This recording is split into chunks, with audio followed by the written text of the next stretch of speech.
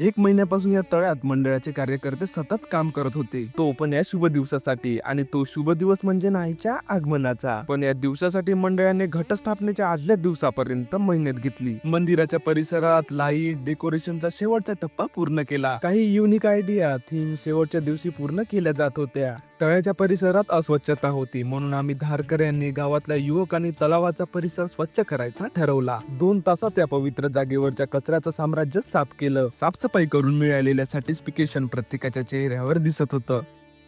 आणि आता मंडळाची गावकऱ्यांची आतुरता संपली होती.